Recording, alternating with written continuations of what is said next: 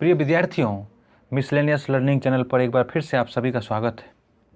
आज की वीडियो में हम लोग एक ऐसे कॉन्सेप्ट के बारे में पढ़ेंगे जो इलेक्ट्रिक फील्ड के लिए काफ़ी महत्वपूर्ण है। जब किसी क्षेत्र में बिंदु आवेश को रखा जाता है तो बिंदु आवेश अपने चारों ओर विद्युत क्षेत्र बनाता है, लेकिन इस विद्युत क्षेत्र को हम दर्शाएंगे कैसे, निरूपित कैसे करते हैं, इसी के लिए हम इलेक्ट्रिक फील्ड लाइंस का प्रयोग करते हैं। तो आज की वीडियो में हम लोग इलेक्ट्रिक फील्ड लाइंस, विद्युत क्षेत्र रेखाओं के बारे में पढ़ेंगे। तो चलिए वीडियो शुरू करते हैं। सबसे पहले विद्युत क्षेत्र रेखाओं को परिभाषित कर लेते हैं। विद्युत क्षेत्र रेखाएं, इलेक्ट्रिक फील्ड लाइंस। विद्युत क्षेत्र में वह काल्पनिक वक्र जिसके किसी भी बिंदु पर खींची गई स्पर्श रेखा उस बिंदु पर विद्युत क्षेत्र की दिशा बताती है, विद्युत क्षेत्र रेखाएं कहलाती है। तो ये विद्युत क्षेत्र में ये काल्पनिक वक्र होगा, मतलब वास्तव में नहीं होता है, ये कल्पना करते हैं। जिसके किसी भी बिंदु पर, उस वक्र के किसी बिंदु पर स्पर्श रेखा खींचेंगे अगर, तो उस बिंदु पर वो विद्युत क्षेत्र की दिशा बताएगा। उसी रेखा को हम लोग विद्युत क्षेत्र रेखा कहते हैं। विद्युत क्षेत्र रेखाएं विद्युत बल रेखाएं भी कहलाती है। तो विद्युत क्षेत्र रेखाओं को विद्युत बल रेखा भी कह सकते हैं। ये वास्तव में विद्युत क्षेत्र रेखाएं एक पथ है, ये पथ है, रास्ता है। इस पर विद्युत क्षेत्र में इकाई धन आवेश गति करता है यदि यह गति करने के लिए स्वतंत्र छोड़ दिया जाए। तो विद्युत क्षेत्र में विद्युत क्षेत्र रेखा एक पथ है जिस पर अगर इकाई आवेश को छोड़ दिया जाए गति करने के लिए तो वो उसी पथ पर गति करेगा। जैसे मान लिया जाए कि ये एक विद्युत क्षेत्र रेखा है। अगर यहाँ हम, ये बिंदु A है, ये बिंदु B है, ये बिंदु C है, अगर यहाँ हम +1 आवेश को छोड़ दें तो ये +1 आवेश इस रास्ते से होता हुआ, यहाँ से होता हुआ, यहाँ से ये C तक आएगा। मतलब जहाँ तक विद्युत क्षेत्र रेखा है उस पर वो गति करेगा।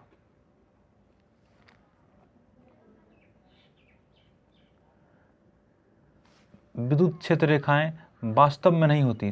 तो पहले ही बताया था ये काल्पनिक है, ये वास्तविक नहीं है, लेकिन जिसे यह व्यक्त करती है वो वास्तव में होती है। लेकिन ये विद्युत क्षेत्र को व्यक्त करता है, विद्युत क्षेत्र रेखाएं जो है विद्युत क्षेत्र को व्यक्त करता है और विद्युत क्षेत्र वास्तव में होती है। इसलिए यहाँ ये कहा गया है कि जिसे यह व्यक्त करती है वो वास्तव में होती है। विद्युत क्षेत्र है, किसी स्थान पर विद्युत क्षेत्र है, इसको व्यक्त करने के लिए विद्युत क्षेत्र रेखाओं का प्रयोग करते हैं, लेकिन ये काल्पनिक वक्र है। अब मान लेते हैं कि ये ऐसा एक विद्युत क्षेत्र रेखा है, तो परिभाषा से हमने ये बोला था कि इसके किसी भी बिंदु पर स्पर्श रेखा खींचेंगे तो विद्युत क्षेत्र की दिशा बताएगी। तो इस बिंदु पर स्पर्श रेखा ये होगा तो इस फील्ड की दिशा इधर होगी। इस बिंदु पर स्पर्श रेखा ये होगा तो इस फील्ड की दिशा इधर होगी। इस बिंदु पर स्पर्श रेखा ये होगा तो फील्ड की दिशा इधर होगी। हर एक बिंदु पर स्पर्श रेखा की दिशा फील्ड की दिशा बताएगी। तो ये स्पर्श रेखा की दिशा होगी, ये फील्ड की दिशा होगी। यहाँ पे ये स्पर्श रेखा की दिशा होगी, ये फील्ड की दिशा होगी। हर एक बिंदु पर जो है फील्ड की दिशा बताता है। एक दूसरा क्षेत्र कुछ इस प्रकार से ले लेते हैं, ऐसा मान के चलिए है। तो यहाँ पे फिर ये होगा विद्युत क्षेत्र की दिशा, ये यहाँ पे ये होगा विद्युत क्षेत्र की दिशा, यहाँ पे ये होगा विद्युत क्षेत्र की दिशा, ये। तो हम देख रहे हैं कि हर जगह ये चेंज हो रहा है इस कर्व में।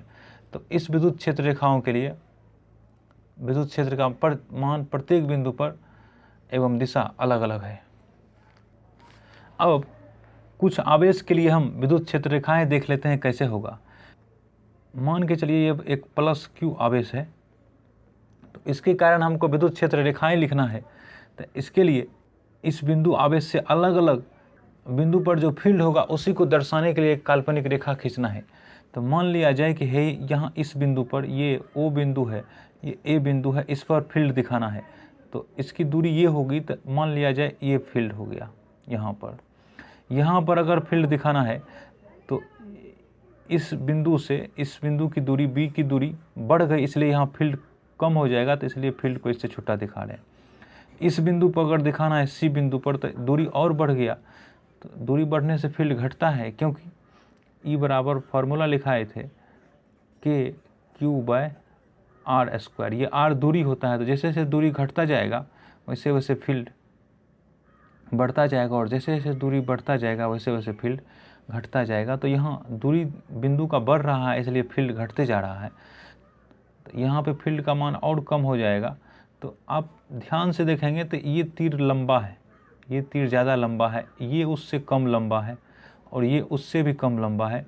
जैसे और आगे जाएगा तो तीर और छोटा होते जाएगा, तीर और छोटा होते जाएगा। इस तरह से ये बता रहे हैं हम कि फील्ड का मान आगे जाते जाते धीरे धीरे कम होते जाएगा।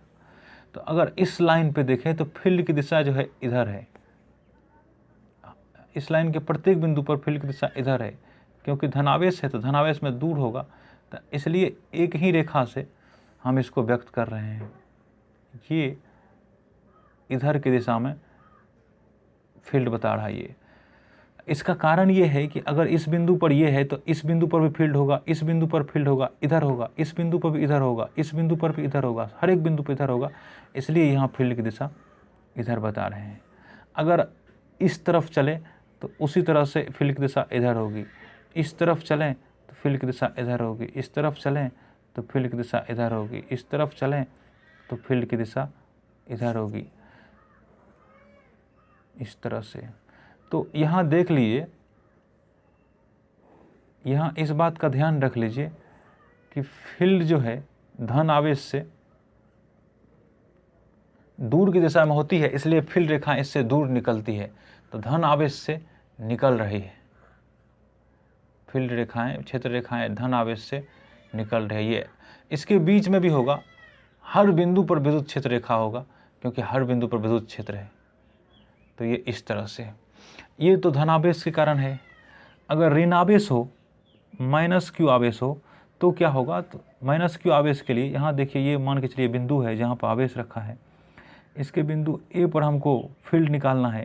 तो अब की बार ये माइनस क्यू आवेश है तो इसको तो आकर्षित करेगा, तो फील्ड की दिशा इधर हो जाएगी, आवेश की ओर हो जाएगी, और इसका मान अधिक होगा। इसी तरह से यहाँ भी फील्ड आवेश की ओर होगी, तो अगर इस लाइन की दिशा में पूरा मिला दिया जाए, इस लाइन की दिशा में, तो फील्ड की दिशा इधर होगी, क्योंकि ये ऋण आवेश है, अपनी तरफ खींचेगा। यहाँ पर भी अगर मिला दिया जाए तो फील्ड की दिशा इधर होगी, ये भी खींचेगा। यहाँ पर भी अगर मिला दिया जाए तो फील्ड की दिशा इधर होगी। यहाँ पर भी अगर इसी तरह से मिला दिया जाए तो फील्ड की दिशा इधर होगी। यहाँ पर भी इस तरह से अगर मिला दिया जाए तो फील्ड की दिशा इधर होगी। यहाँ पर भी अगर इस तरह से मिला दिया जाए तो फील्ड की दिशा इधर होगी। तो इस प्रकार से हम कह सकते हैं कि ऋणात्मक आवेश के कारण फील्ड की दिशा आवेश की ओर होती है।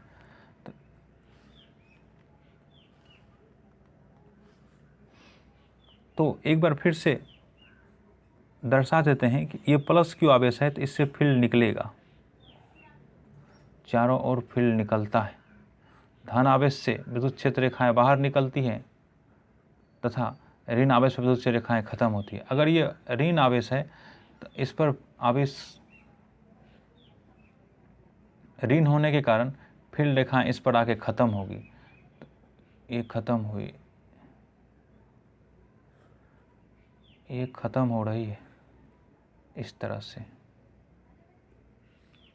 तो ये आपको याद रखना है कि धन आवेश से विद्युत क्षेत्र रेखा निकलती है और ऋण आवेश से, और ऋणात्मक आवेश के कारण विद्युत क्षेत्र रेखाएं आवेश की ओर आती है।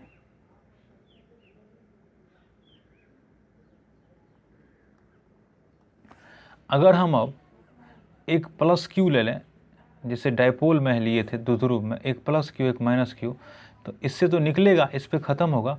तो सबसे पहला यही होगा, ये रेखा इसमें ये निकल रहा है, इस पे ख़त्म हो रहा है। दूसरा इस प्रकार से होगा, तीसरा इस प्रकार से होगा, इससे निकलेगा, इस पे ख़त्म होगा।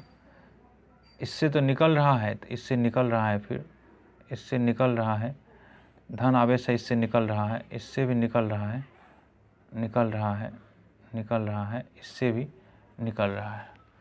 इस पर ख़त्म होना है तो इस पर तो ख़त्म होगा। फिर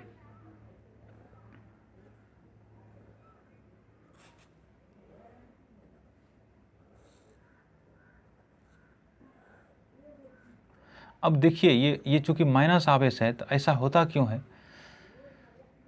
तो फील्ड रेखाएं, क्षेत्र रेखाएं जो है फील्ड की दिशा बताती है।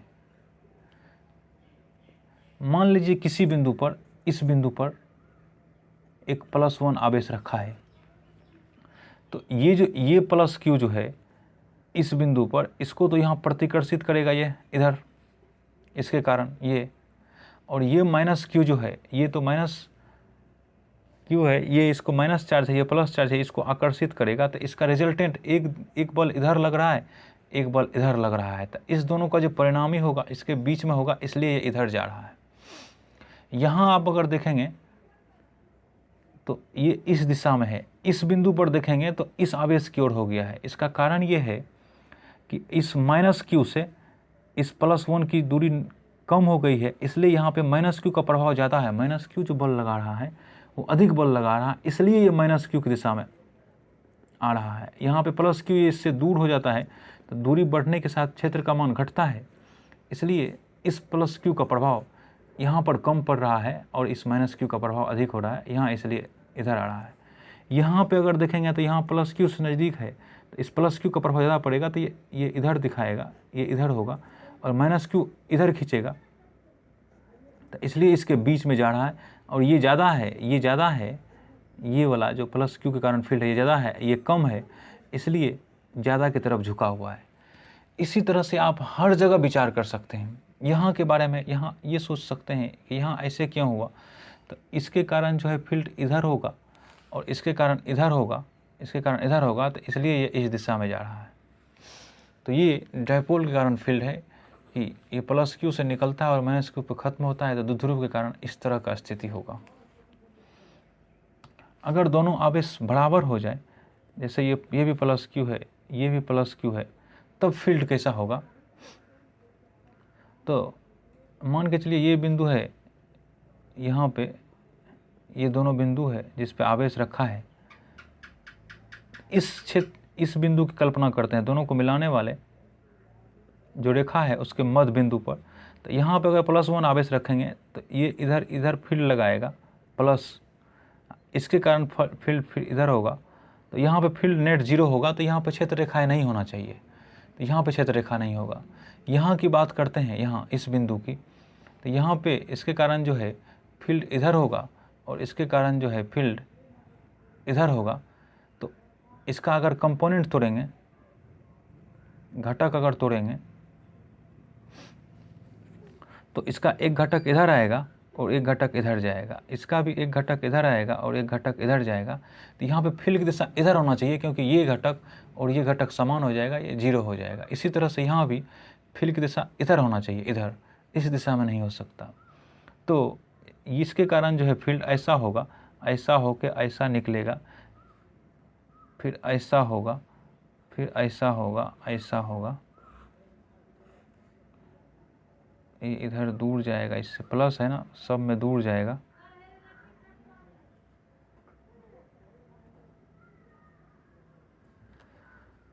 यहाँ पर भी दूर जाएगा, यहाँ पर भी ऐसे होगा। चूँकि यहाँ इस दिशा में हो जाना है, तो यहाँ पे आते आते ये ऐसे हो जाएगा। पूरा स्केल पे नहीं हो रहा है, थोड़ा खींचने में समस्या हो जा रही है, सही नहीं हो पा रहा है।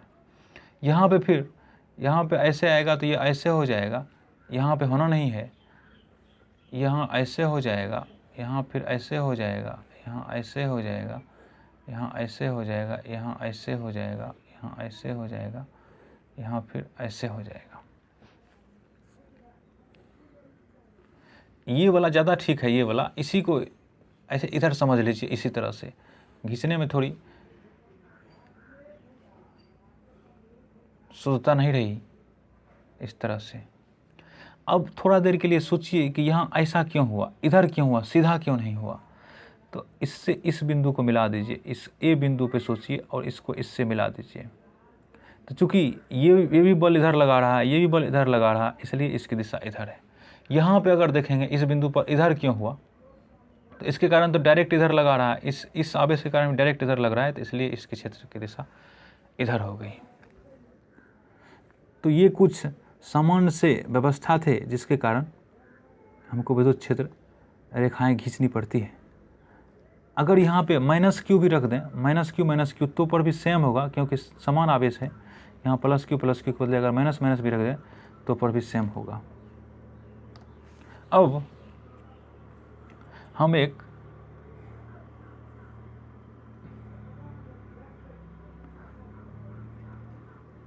पतली चादर ले लेते हैं, पतला सीट ले लेते हैं, इस पर आवेश है धन आवेश।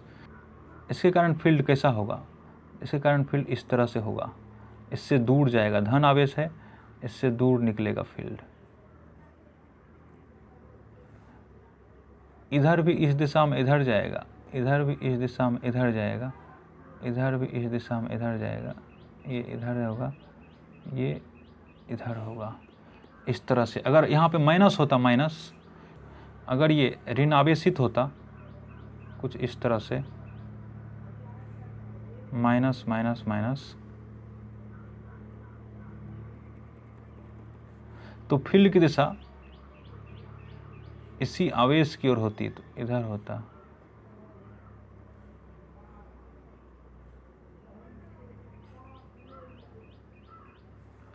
यहाँ पर भी इधर होता, ये इधर होगा, ये इधर होगा, ये इधर होगा, इस तरह से। तो क्षेत्र रेखाओं के बारे में जो मोटा मोटी परिचय हम दे चुके हैं, अब इसके गुण को देखते हैं।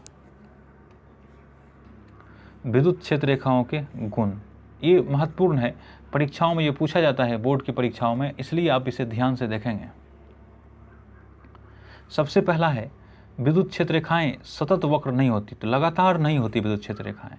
यह धनावेश से निकलती तथा ऋण आवेश पर खत्म होती है। अभी ये बता चुके हैं कि धनावेश से विद्युत क्षेत्र रेखाएं प्लस क्यू से निकलती हैं, तो इससे ये निकल रही है, और ये ऋण आवेश पर ख़त्म होती है। अगर माइनस क्यू आवेश हो तो इस पर ये ख़त्म होती है, इस तरह से। ऋण आवेश पर ख़त्म होती है और धन आवेश से निकलती है। विद्युत क्षेत्र रेखा के किसी बिंदु पर खींची गई स्पर्श रेखा उस बिंदु विद्युत क्षेत्र की दिशा बताती है। ये परिभाषा ही है कि अगर ये विद्युत क्षेत्र रेखा है तो इसके बिंदु पर अगर स्पर्श रेखा खींचेंगे तो ये ई की दिशा बताएगी।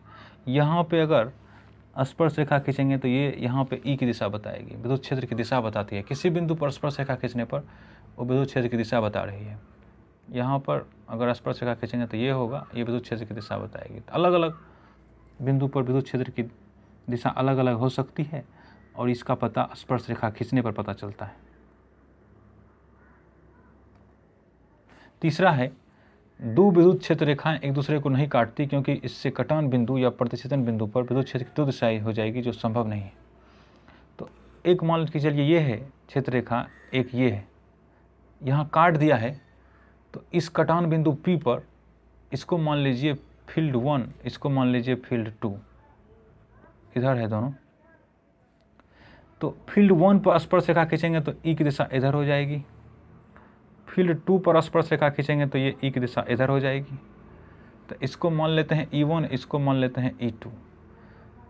तो इस बिंदु P पर क्षेत्र की दो दिशा हो गई है, एक E1 और एक दूसरा E2, एक E1 तथा दूसरा E2। किसी बिंदु पर विद्युत क्षेत्र में किसी बिंदु पर क्षेत्र की रेखाएं सिर्फ एक हो सकती, या तो इधर होगी या इधर होगी या इधर होगी, इस सारी दिशाओं में नहीं हो सकती। इसलिए हम ये कहते हैं कि विद्युत क्षेत्र रेखाएं काट ही नहीं सकती, क्योंकि अगर काट देगी तो क्षेत्र रेखाओं की दो दिशा हो जाएगी, क्षेत्र की दो दिशा हो जाएगी, जो संभव नहीं है। इसलिए विद्युत क्षेत्र रेखाएं एक दूसरे को नहीं काटती। ये भी इम्पोर्टेंट पॉइंट है, इसको भी याद रखेंगे। ये भी बोर्ड परीक्षाओं में इसे क्वेश्चन बना के पूछा जाता है, विद्युत क्षेत्र रेखाएं एक दूसरे को नहीं काटती क्यों। अगला पॉइंट है, विद्युत क्षेत्र रेखाएं हमेशा चालक की सतह के लंबवत होती है, चाहे यह चालक से निकल रही हो या चालक में प्रवेश कर रही हो। तो ये मान के चलिए एक चालक है, ये धनावेशित है, तो इससे अगर हमको विद्युत क्षेत्र रेखाएं दिखानी है तो ये हमेशा लंबवत निकलेगी। ये 90 डिग्री कोण पर निकलेगी, ये इधर भी निकलेगी, 90 डिग्री कोण पर लिखेंगे, लंबवत लिखेंगे। ये 90 डिग्री कोण पर निकल रही है, ये 90 डिग्री कोण पे निकल रहे इस तरह से, ये भी 90 डिग्री कोण पर, ये भी 90 डिग्री कोण पर, ये भी 90 डिग्री कोण पर, ये भी 90 डिग्री कोण पर। ऐसा नहीं हो सकता कि इस तरह से निकले विद्युत क्षेत्र रेखा, ये 90 डिग्री कोण पे नहीं है तो ये संभव नहीं होगा। विपरीत आवेशों की वजह से विद्युत क्षेत्र रेखाएं लंबाई में सिकुड़ने का प्रयास करती हैं। तो ये माइनस क्यू है, ये प्लस क्यू है, तो यहाँ तो ऐसे हो जाएगा, लेकिन अभी बताए थे उदाहरण में, ये यहाँ इस तरह से होगा, यहाँ इस तरह से होगा। तो देखिए लंबाई में इधर सिकुड़ रहा है, तो विद्युत विपरीत अगर आवेश होगा तो लंबाई में सिकुड़ने का प्रयास करती है। ये इस तरह से सिकुड़ रहा है, फैल नहीं रहा है, सिकुड़ रहा है इस तरह से। विद्युत क्षेत्र रेखाएं लंबाई के लंबवत एक दूसरे से हटने का प्रयास करती है। ये प्लस क्यू आवेश है, तो यहाँ देख लीजिए, ये इस तरह से हुआ, ये इस तरह से हुआ, ये इस तरह से, ये इस तरह से हुआ, ये इस तरह से हुआ, इस तरह से हुआ, ये इस तरह से हुआ। ये विद्युत क्षेत्र रेखाएं हैं। इसके लंबवत अगर देखेंगे, इसके लंबवत देखेंगे तो ये दोनों एक दूसरे से हट रहा है, जैसे जैसे दूर जा रहा है एक दूसरे से हट रहा है। तो विद्युत क्षेत्र रेखाएं लंबवत एक दूसरे से हटने का प्रयास करती है, तो ये हट रहा है। एक समान विद्युत क्षेत्र में खींची गई स्पर्श रेखा एक दूसरे के समांतर तथा समान दूरी पर होता है। तो अगर किसी क्षेत्र में विद्युत क्षेत्र एक समान है तो वहाँ पे स्पर्श रेखा समांतर होगा एवं बराबर दूरी पर होगा। तो अगर ये हम दिखा रहे हैं ये क्षेत्र रेखाएं, तो ये तो पहले समांतर है और क्षेत्र रेखाएं एक दूसरे से बराबर दूरी पर है, तो यहाँ विद्युत क्षेत्र ई जो है वो समान है, एक समान है, अर्थात इसकी दिशा भी समान है और परिमाण भी समान है। अगर यहाँ दूसरा चित्र बनाए इस तरह से कुछ,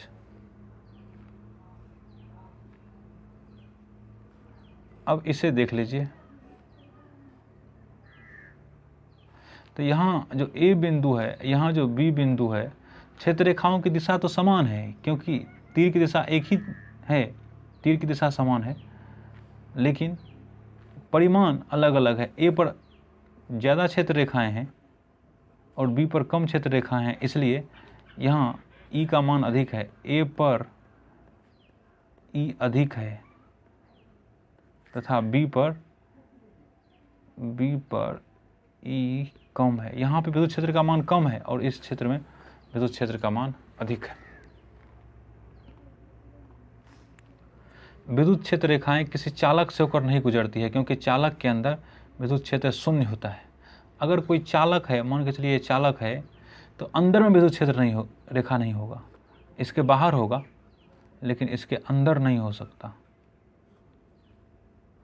इसका कारण ये है कि इसमें जो है अंदर में ई जीरो होता है, तो अगर विद्युत क्षेत्र ही जीरो हो गया तो फिर व्यक्त किसको करेगा? विद्युत क्षेत्र को ही व्यक्त तो रेखा करता है, विद्युत क्षेत्र रेखा करता है। विद्युत क्षेत्र ही जीरो है तो यहाँ रेखा नहीं होगा, इसका तो यही मतलब है। जहाँ क्षेत्र रेखाएं पास पास होती है वहाँ विद्युत क्षेत्र का मान अधिक होता है, तथा जहाँ क्षेत्र रेखाएं दूर दूर होती है वहाँ विद्युत क्षेत्र का मान कम होता है। पीछे ही बता दिए थे।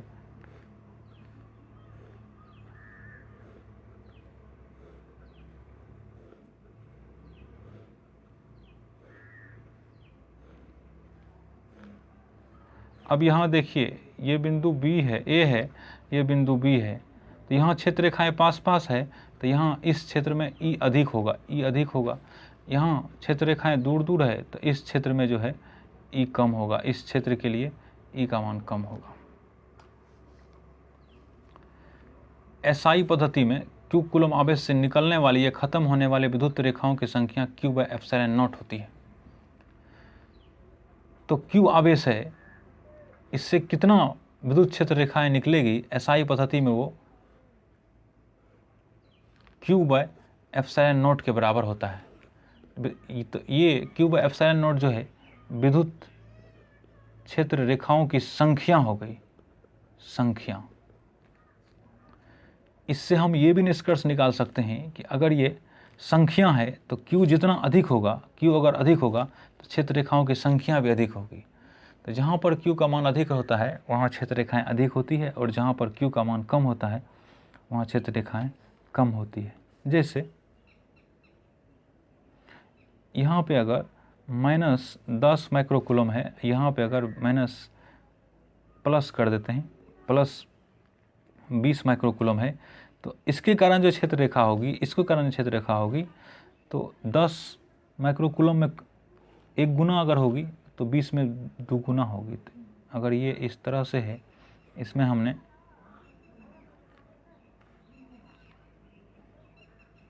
1 2 3 4 5 6 रेखा खींचे हैं, तो इसमें 12 रेखा खींचनी पड़ेगी।